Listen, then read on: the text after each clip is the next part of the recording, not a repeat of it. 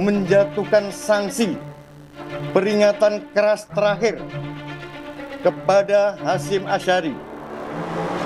Dewan Kehormatan Penyelenggara Pemilu atau DKPP menjatuhkan sanksi peringatan keras terakhir kepada Ketua KPU dan 6 anggotanya karena KPU menerima pendaftaran Gibran Rakabuming Raka menjadi calon wakil presiden.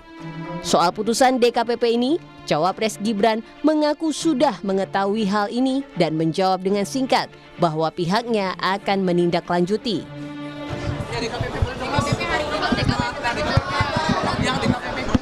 Ya, nanti kami tindak lanjuti. Capres Ganjar Pranowo pun ikut merespon dengan menyebut putusan DKPP ini sebagai pelajaran bagi demokrasi, sehingga demokrasi harus dipulihkan karena pelanggaran etika di Mahkamah Konstitusi dan KPU telah memengaruhi kepercayaan publik. Kalau MK-nya juga kena problem etika, terus kemudian KPU-nya kena etika. Apa yang kemudian bisa kita banggakan pada rakyat dari proses pemilu ini? Maka ini alert untuk demokrasi kita, hati-hati ya. Sementara itu, Cawapres Muhaimin Iskandar menekankan pentingnya etika dan meminta keputusan DKPP ditindaklanjuti. Itulah, sekali lagi kan menunjukkan bahwa etika itu harus dijunjung tinggi. Dan karena itu menjadi cacat kalau tidak berdasarkan etika. Nah, keputusan DKPP ini harus ditindaklanjuti, apakah kemudian pemilu ini bisa diteruskan atau tidak. Meski DKPP sudah menjatuhkan sanksi peringatan keras terakhir, namun sanksi terhadap ketua dan anggota KPU itu tak pengaruhi pencalonan yang sudah berjalan. KPU pun harus mematuhi aturan yang ada, sehingga publik percaya pada kualitas pemilu yang tengah berjalan. Tim Liputan Kompas TV.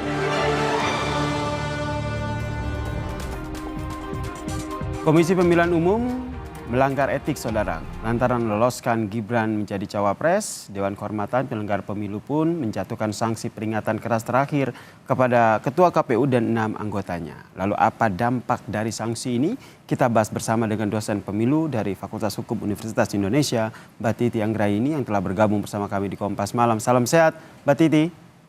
Ya, salam sehat Mas Esir. Sanksi peringatan keras kepada Ketua KPU dan juga 6 anggotanya, dampak kedepannya akan seperti apa yang Anda lihat?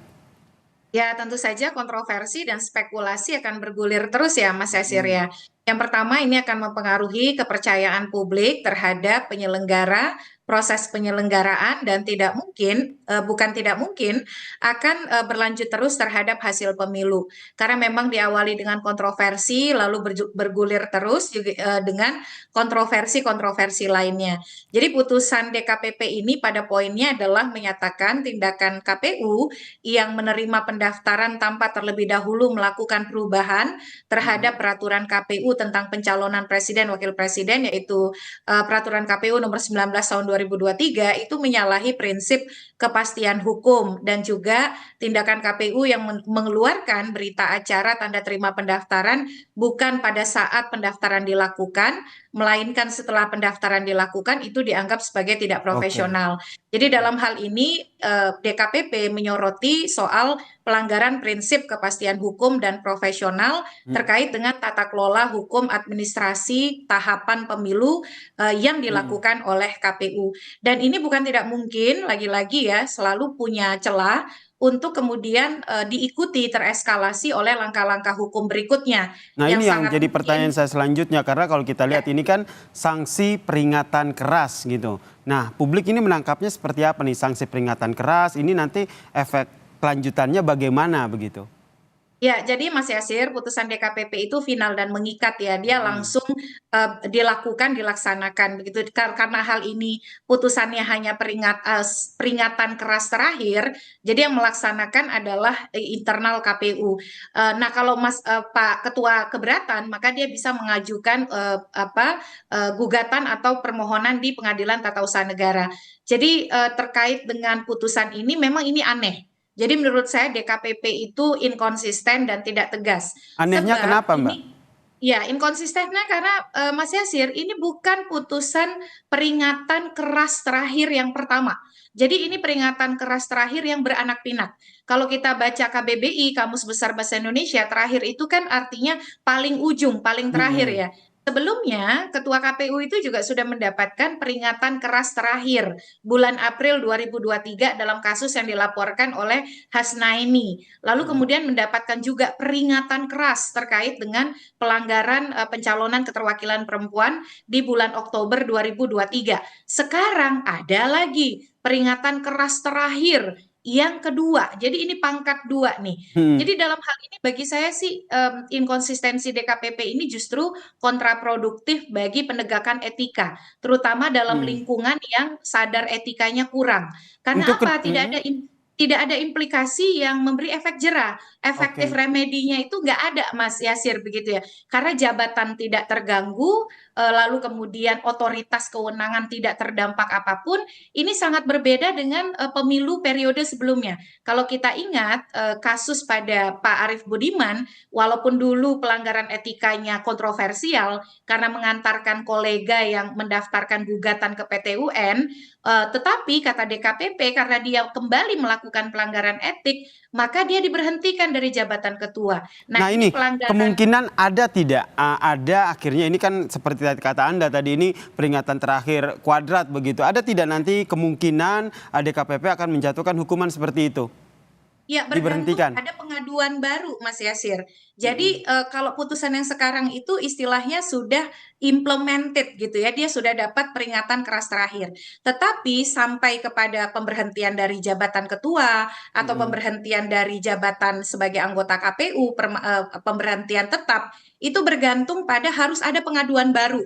Jadi Oke. kalau misalnya ada yang mengadukan baru nih soal KPU yang tidak melaksanakan putusan Mahkamah Agung soal pencalonan keterwakilan perempuan paling sedikit 30%.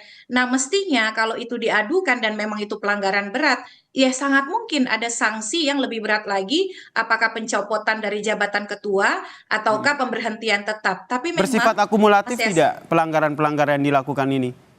ya, ini kan bukan sesuatu yang dihitung kumulatif ya. Di Oke. mana-mana yang namanya peringatan keras terakhir, itu Mm-mm. harusnya terakhir begitu. Kalau belajar dari pemilu terdahulu, periode sebelumnya, yang namanya peringatan terakhir, ketika ada pelanggaran berikutnya, yang terjadi pada Bu Evi Novida Ginting kan sanksinya pemberhentian tetap, walaupun dikoreksi karena ada kesalahan dalam prosedur. Lalu kemudian pada Pak Arief Budiman, walaupun pelanggaran etikanya kontroversial, antara ada yang mengatakan itu terbukti atau Mm. benar atau tidak, tapi langsung dijatuhkan pemberhentian. Nah, kalau ini kan pelanggarannya kuadrat ya, beranak pinak sampai 3 kali. Dan sanksinya selalu direpetisi, diulang. Nah, ini yang kemudian menimbulkan semakin keraguan publik soal keseriusan kita menegakkan etika di dalam pemilu 2024. Kalau publik terus tidak teryakinkan bahwa pemilu ini Mm. berintegritas, integritas itu kan salah satunya dibentuk oleh etika ya, Mm. soal kemudian mematuhi kode etik penyelenggara pemilu, kepastian hukum, ketertiban hukum, profesionalitas. Nah, ini bisa kemudian mengganggu legitimasi. Legalitas bisa saja didapat, tetapi legitimasi itu bisa tercederai. Kalau Oke, apalagi legitimasi kalau kita lihat nih Mbak Titi kan jelang pemilu dan tidak hanya parpol dan tentu KPU dan juga capres, tapi KPU sebagai penyelenggara ini disorot banget nih. Apa yang Anda dorong sehingga kedepannya itu seperti yang tadi Anda sampaikan, integritas pemilu, kepercayaan publik terhadap pemilu ini tetap terjaga.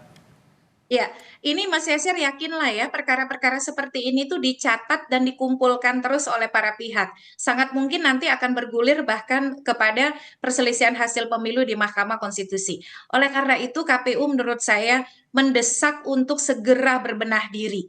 Kalau perlu bahkan lakukan restrukturisasi dan rekomposisi pimpinan di KPU. Karena ini udah berkali-kali kan ya dijatuhkan sanksi peringatan keras terakhir. Mm. Apakah butuh penyegaran? Nah, harusnya internal KPU itu mengevaluasi dengan sangat mendalam, termasuk juga membenahi kinerja. Ini belum lagi kalau kita berhitung soal klaim-klaim human error. Baik. Misalnya pengiriman surat suara lebih cepat di Taipei, lalu simulasi yang ada 3 pasangan calon hanya menyertakan 2 pasangan calon. Jadi kalau ini terakumulasi terus, ini gawat nih. Ini bisa memicu ketidakpercayaan dan kemudian ketika misalnya hasil ditetapkan, dia tidak akan pernah berhenti upaya hukumnya. Jadi KPU menurut saya harus berbenah serius, kalau perlu pertimbangkan untuk melakukan rekomposisi atau restrukturisasi kepemimpinan di KPU. Baik, terlebih ini jelang pencoblosan ya pada 14 Februari mendatang, kepercayaan publik terhadap KPU sebagai penyelenggara ini benar-benar harus dijaga. Terima kasih Mbak Titi Anggraini, dosen pemilu dari FH UI telah bergabung bersama kami di Kompas Malam. Salam sehat Mbak Titi.